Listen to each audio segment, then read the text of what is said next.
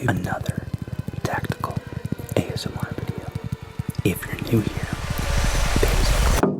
Austin! Hey, Austin! You won't believe what I got. HKUSA just released the CC9. It's crazy. I'll come in. Austin, you won't believe what I got, dude. Check it out. HKUSA CC9. I can't believe those bastards finally did it. They finally made a subcompact pistol that holds 12 rounds, has a micro dot, has ability for a flashlight. It is the future. I don't know, that pistol is about as cool as tactical ASMR videos. Well, if you don't buy this, then we don't get the MP7, okay? And I want an MP7. You literally carry a USP compact, and that's way cooler. You got me there. Have you ever been excited for HK USA to reach out to your inbox via email, telling you about a new firearm they're releasing? Well, I have, only to find out that they sent me the CC9.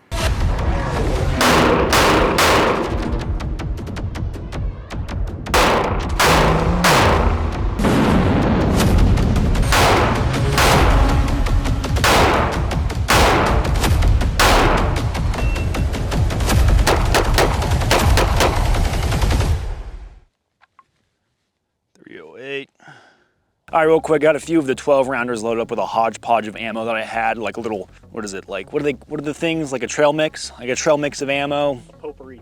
Is it a potpourri? I got 147 grain fat bastards from Badlands, jello shots, G9, external copper hollow points, probably some 115 or 124 grains, just all mixed in. So we'll see what happens. Spoiler, probably nothing, who knows?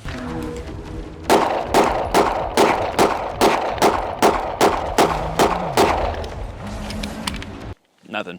No issues whatsoever. Would you just look at it? Gentlemen, if I'm being brutally honest, when it comes to my caring about these micro subcompact pistols, generally they wouldn't be worthy of an entire video in amongst themselves, especially on the main channel. I've done smaller pistol videos on the second channel, but the second channel has been now more repurposed for podcasts. So when it comes to something like the HK CC9, I have a very low interest in it. And the only reason I even agreed to go over it was because of the name H&K. I am one of the guys that would be considered an HK fan. I don't know why I still have my ear pro on because I'm talking now. I like a lot of the HK products. I like a lot of the legacy products. I like a lot of the historical stuff that goes into the H&K name and zeitgeist. However, there's a lot of products from HK that I don't really care for, and it had to do with their import legislation back with H&K over in Germany. So HK USA comes out and they say that they're going to start bringing a lot more products that the American consumer wants. The common thing for years was give us MP7, give us MP7, and hell, we might get an MP7 down the road. What they dropped first though was this CC9, and I think they're at this time of filming dropping a MR556 rifle. Okay, that's cool, I guess, if you're one of those guys that really wants one of those. When it comes to CC9, I was not one of the people that was like, whoa, Guys, H&K did it. They finally did it. They brought another micro-compact pistol, double-stack gun to the market. I don't care. I just aggressively don't care about it. I don't really care about this. If I'm being brutally honest, didn't care. I saw it and I thought it was kind of ugly and it wasn't the cool HK that I know them for. Now they have like one pistol in particular that I just don't also care about, and that would be the VP9. And that and this apparently share some similarities, especially with the trigger system. Okay, cool. Hey sir, I don't have any spare change. Get back! It helps if you point your light at the target. Who goes there? Gentlemen, when I got this CC9 from HK USA, they sent me a holster that didn't have the weapons light compatibility, so it makes me revert back to an offhand light, using an offhand light from Modlight. Now, I have staked my life on Modlight before. I think they are a fantastic product, and I am a big fan. Now, they are having a Black Friday, Cyber Monday sale, and you're gonna get 20% off the products that you wanna snag, which is a good time to get a Modlight. Yes, they are expensive, but the quality is worth it. I have used Modlights on not just handheld stuff, but a plethora of my guns, and I can't stress enough, I'm a big fan. I like the throw, the output. Probably my favorite head's the OKW for just that massive throw you can get, and I dig them. So I'd encourage you to go check them out. After using this, shooting in a bit with Badlands ammo, 147 grain fat bastards, mainly the main ammo that we use throughout the entire thing, and they're the ammo sponsor of the channel. Local Arizona guys, go check them out. Let them know that I sent you. I appreciate those guys very much. They're very good shooters, and they have the farmer's market quality ammo. They're not a massive ammo manufacturer. They're homegrown, baby. Support the local homegrown guys, especially if you're in Arizona. I'm gonna haze you. So mainly running 147 grains through the gun, nothing significant. When I was running a hodgepodge of ammo just from a bunch of leftover 9mm, had one malfunction.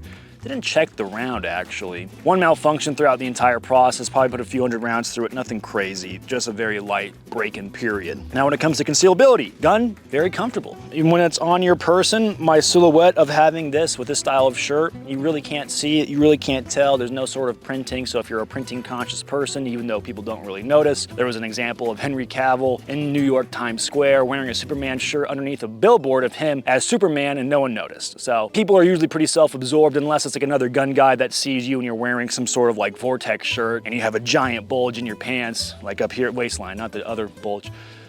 Then they may notice. Sus, dude. You gay, bro? We call this area the purchase. Whatever, if you're going back of the carry, front of the carry, hey, you're a grown adult, you know how to carry your gun. We're gonna purchase that firearm, all right, even though you already own it, you're gonna purchase it and you're gonna engage the rapscallions. Did you see that? Now that was just one shot. They're not that great at dispatching a threat lethally. So that's one thing you gotta consider is you're gonna wanna give them more or less. Or go for the dome, all right? Take my course. God dang it, dude, there's always a plane. Always a plane. Don't they know we're filming? Now, when it does come to the gun itself, gentlemen, I will say that it is of HK quality. The gun is fully ambidextrous. You have a double stack 12-round magazine, optics compatibility, option for a weapon light, even though I don't have one on here, but gun's fully ambidextrous, mag release, slide release, and the takedowns on the left side of the gun. The gun is like the width of my thumb, very nice and slim. It does the job. So it kind of does look like a Taurus though, when you compare them. When I picked it up from the gun store, I was like, hey, let me see that Taurus. And I put them side by side and I was like, yeah, there it is, dude. There it is. I really wish that HKUSA would just give us like an updated USP C, maybe even like a micro USP C. I don't know why. I think that would be sick, mainly because I simp for those older guns. Now on the pistol grip, got a finger groove. Some guys love it, some guys hate it. I think it works out for the micro guns when getting that leverage of that middle finger to cinch down on the frame. You do have some like built-in frame stippling for a contact point. I don't really like using those. On my hand placement was finding trying to gauge it, maybe shifting the gun over. It could just be a training thing. So in general, I usually float between two sides of the spectrum when it comes to like the micro carry gun, where it's like, oh, you know, micro carry 9mm, probably all that you need realistically if you live in a safe area of town. Or it's like it floats over to like, no, you should probably have a full-size handgun. So if that day does come where you need to rely on it, that you just have that much more quality assurance of your round placement. So I kind of float in between those two trains of thought. So this is the main target we've been shooting at with the CC9. I will give it props. So for the slight movement I was doing for pushing it back to about 20, 25 yards, haven't thrown any shots yet. And why I bring that up is because with subcompact pistols, I typically suck. I find them not that pleasant to shoot. I will give it to it. The gun feels pretty accurate. Like it's doing good. This is survivable. This isn't. This is survivable. This isn't. People will say that's silly. But to those people, I say you're silly. So you already have a dot on top for more accurate aim shots, but the lethality shot comes in because now you can aim over the side of the slide. It's an enhanced method of point shooting. Take my course.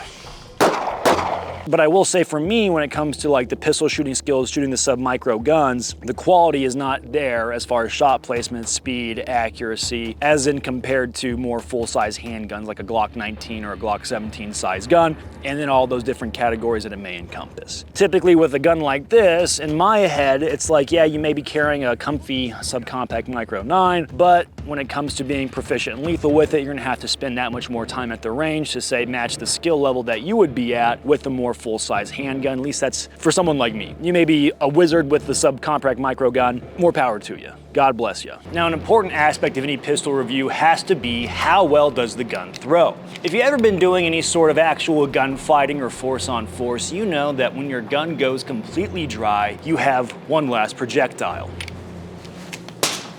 I threw the gun too high. Ah, geez, dude, you threw the gun too high for the bit. Now you have to climb up Lead Mountain. What sort of shenanigans are we running here? Remember, switching to your secondary is always faster than reloading. Gentlemen, if you enjoy the content we do here, I'd encourage you to like and subscribe. Stick around. I got a Baker rifle that needs a video, and you're gonna wanna see it because the Baker rifle is really cool. Mainly because I love the show Sharp. All I know is how to fight. That's all. The only big reason why you should probably get one is so that we can expedite the process of getting the MP7. God, I just want the MP7. I know the round is not great at putting people down, but I just think the gun is so freaking cool. And if this is the stepping stone that we have to step on to get there, then so help me God, we have to get CC. I'm gonna go out and buy 9 CC9s so we can get the MP7 and the G36 and the UMP. I don't wanna have to deal with no conversions. I just wanna go and buy an HK product how it should be, how God intended. Lost my cool there for a second. So I wanted to keep the review a little bit shorter in conjunction with how small the gun is because it's funny.